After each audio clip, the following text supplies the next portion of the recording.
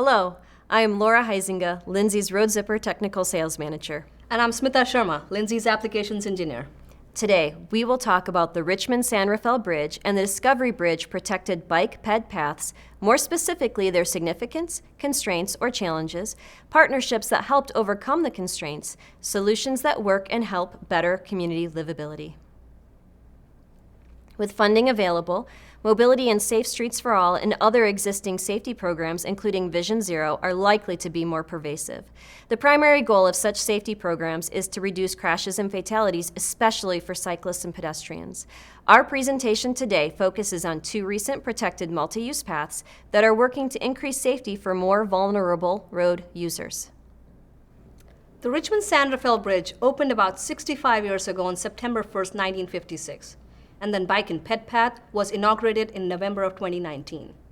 This Bike-Ped project was advocated by local trail and active transportation advocates for about 2 decades before it came to fruition. Due to biker safety and limited right-of-way concerns, no conventional solution of protected Bike-Ped Path seemed to work. In 2007, Caltrans contacted Lindsay to discuss the use of a 42-inch high movable barrier to create a bike path across the bridge. The ability to move the barrier was critical to bridge inspection and cleaning, while the 42-inch height requirement was to ensure that the bikers and pedestrians are safe. At the time, movable barrier offerings by Lindsay did not include a 42-inch high barrier. However, the engineering team extensively researched on barrier safety for Bike-Ped Path to develop a movable barrier that will meet the requirements. The project could not proceed at the time. But in 2014, Lindsay was again contacted to reinitiate the project. More awareness and support for multi-modal transportation connectivity helped in resurrecting the Bike-Ped Path as part of the I-580 Richmond-San Rafael Bridge Access Improvement Project. The RTS Guard was developed as a Bike-Ped safety addition to the existing 32-inch high movable barrier. The RTS Guard is 10 inches high and is mounted on top of the 32-inch high movable barrier and complies with MASH TL3 requirements. A high-lift conveyor road zipper machine works with the RTS Guard, and the system is adaptable to the construction road zippers as well. The Bike-Ped Path is a critical connection between communities across the bay. The path helps connect 360 miles of existing Bay Trail network. The San Francisco Bay Trail is a planned 500-mile walking and cycling path around the entire San Francisco Bay, running through all 9 Bay Area counties, 47 cities, and across 7 toll bridges. The Bay Trail connects communities to parks, open spaces, schools, transit, and to each other, and also provides a great alternative commute corridor. Looking at community livability definitions for active infrastructure, presence of safe infrastructure checks off livability factors for the community. But a well-connected and safe bike-ped infrastructure that makes both recreational and non-recreational trips feasible for people without requiring access to cars is like passing the livability test with flying colors. The Richmond-San Rafael Bridge Bike-Ped Path is a 4.5-mile long, 10-foot wide, separated bidirectional pathway that connects Marin and Contra Costa counties. The bridge consists of 2 decks, each capable of carrying 3 lanes of traffic. The upper deck carries westbound traffic, and lower deck carries eastbound traffic. As part of the Access Improvement Project, there were 2 changes made to the lane configuration on the bridge.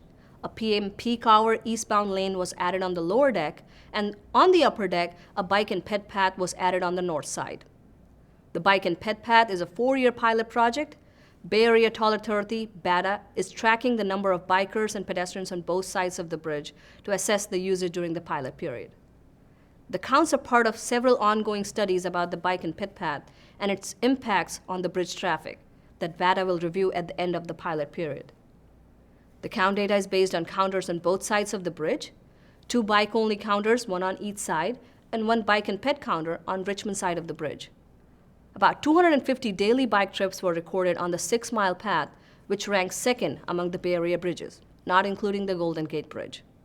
The overall counts for bikes between November 2019 to February 2021 were about 7,000 per month. For pedestrians, the count was about 1,000 per month between August 2020 and February 2021.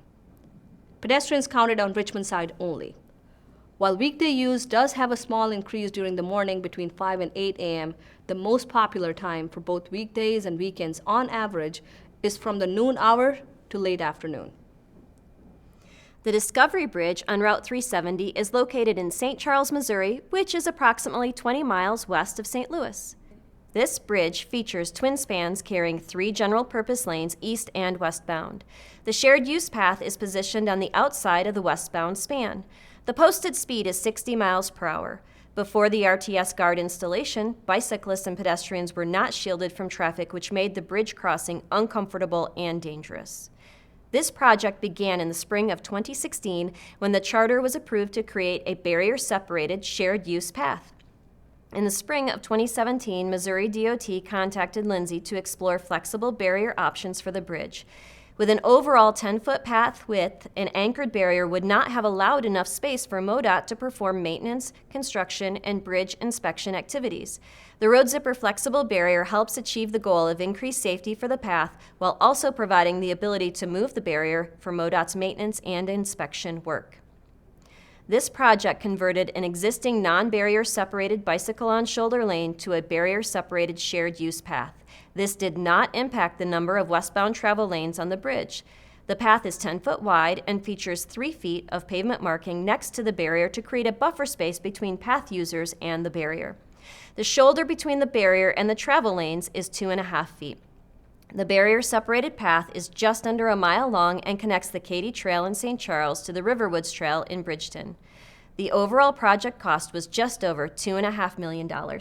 There are 5 key characteristics that are associated with these projects: connectivity, safety, incident management and response, routine maintenance and inspection, and signage. The following slides show each of these characteristics. The first feature is connectivity.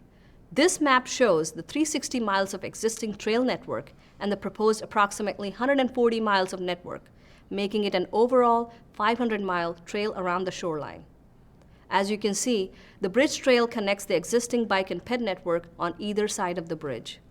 The Discovery Bridge path provides connectivity between the city of Bridgeton and the Missouri Greenway, and the city of St. Charles and the Bosher Greenway. This trail system offers many trip options and connects to more than 200 miles of the Katy Trail across Missouri. The Great Rivers Greenway Trail Map provides details on this trail system and highlights that the 370 bridge has a separated walking and biking lane. The second key feature of the path is safety. The Bike and Ped Path positively protects users from fast-moving traffic, including trucks. The high containment barriers used for the path are MASH TL3 compliant, and the extra height of the barrier helps to keep the cyclist from vaulting the barrier. Talking about safety, here's a picture of the end treatment on the San Rafael side of the bridge. The crash cushion goes through the barrier transfer machine during barrier transfer operation. So far, there have been 3 incidents reported to BETA on the Richmond-San Rafael bridge, 2 in 2020, August and December, and 1 in January of 2021. In these incidents, a vehicle sideswiped the barriers that shifted the barrier wall into the path. Incidents occurred late night or early morning, so Bike and Ped Path were closed in the AM hours and reopened for use in the PM hours the same day after realigning the barrier wall. The picture here is from the August 2020 incident. As you can see, a UTV cart was used to access the incident area along the Bike and Ped Path, and wall was realigned using a pry bar. Incident management and response is critical to the success and continued use of a bike and ped path. In 2020, 2 incidents were reported for biker injury. Both were rider error. The incident management plan is in place for the Bridge Access Improvement Project, which includes the bike and ped path.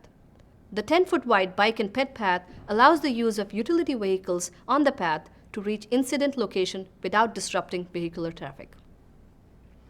Bridge maintenance is the third key characteristic. The barrier moves once a month for cleaning and is required to support bridge maintenance efforts. Monthly deck cleaning occurs at night when the BikePed Path is closed. Barrier flexibility was one of the priorities for Bike and Ped Protected Path to make sure cleaning and inspection activities can take place. Without proper signage, any active infrastructure scores low on accessibility, affecting the overall usage.